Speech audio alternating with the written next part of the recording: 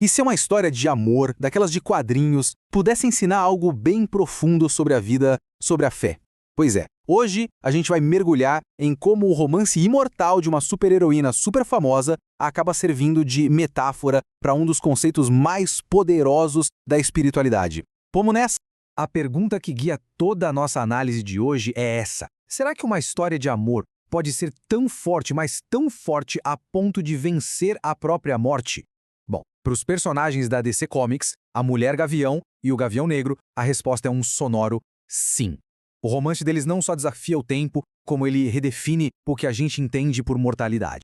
Então, a nossa jornada começa lá no Egito Antigo, com o príncipe Kelps e a princesa Shayara. Eles eram almas gêmeas, sabe? E o amor deles foi selado para sempre por um metal alienígena todo misterioso, o tal do metal enésimo. Esse metal basicamente ligou a alma dos dois, só que também os amaldiçoou, porque a história deles está prestes a tomar um rumo bem trágico. E é aqui que a maldição vira uma saga. Depois de serem assassinados por um sacerdote corrupto, as almas deles ficam presas num ciclo eterno de reencarnação. Pensa só, eles estão destinados a se encontrar, se apaixonar e, muitas vezes, morrer de forma trágica, geração após geração. Não importa se é como a Shira Sanders nos anos 40, a policial alienígena Shea Arrow nos anos 60 ou a Kendra Saunders hoje em dia. A identidade muda, o corpo muda, mas a alma e o amor, esses permanecem. Ok, agora vamos dar uma pausa na ficção. Porque o que torna essa história tão fascinante para nossa análise não é a reencarnação em si, mas o jeito que o autor usa isso como uma ponte. Essa ideia de um amor que vence a morte é, na verdade, a porta de entrada para uma discussão muito mais profunda sobre fé. E aqui está o ponto crucial, vindo direto das palavras do autor. Ele deixa bem claro, a ideia não é defender a reencarnação. A história da Mulher Gavião é uma ferramenta, uma narrativa, um EC da ficção para nos ajudar a imaginar um amor tão, mas tão poderoso que transcende a própria vida. É uma metáfora, não um dogma. E usando essa metáfora como um trampolim, a análise nos traz de volta para o nosso mundo, para o aqui e agora. A fonte argumenta que muitos relacionamentos hoje em dia são baseados no interesse próprio, né? Mas e se existisse um padrão diferente? Um padrão de amor, digamos, superior? E esse slide aqui captura perfeitamente esse contraste. De um lado, a gente tem um amor que busca preencher um vazio, focado no eu. Do outro, um amor que se doa, que se entrega, focado no outro. A fonte argumenta que a Bíblia nos chama justamente para esse segundo modelo, o amor como sacrifício e não como um tipo de consumo. E agora, a metáfora da Mulher Gavião cumpre seu propósito. Ela preparou o terreno para a gente entender a ideia central dessa análise, o conceito cristão de amor sacrificial. E esse conceito, bom, ele tem seu ponto máximo no sacrifício supremo.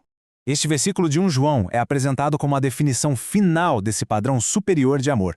Aqui, o amor não é só um sentimento, é uma ação, é a entrega da própria vida. É a realidade daquele amor sacrificial que a história da Mulher Gavião, lá no começo, nos ajudou a imaginar. E aqui, a análise destaca um ponto fundamental.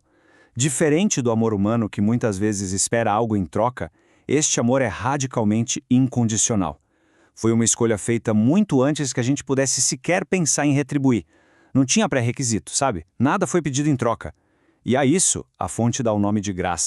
Então, a análise nos desafia a mudar de perspectiva.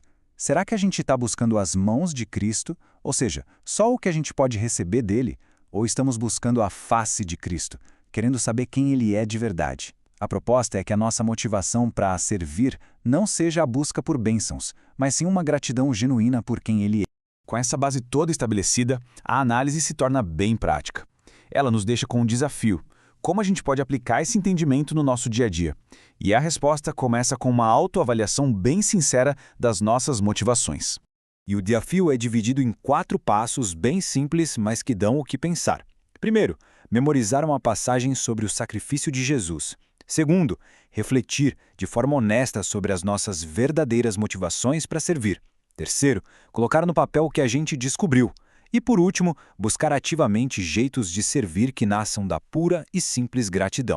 E assim, a nossa jornada, que começou com uma história de amor lá dos quadrinhos, nos leva a esta pergunta fundamental. A análise nos deixa com essa reflexão final. Para além da obrigação, do hábito ou da busca por uma recompensa, o que de verdade move uma pessoa a servir? A resposta, como sugere a fonte, pode mudar tudo.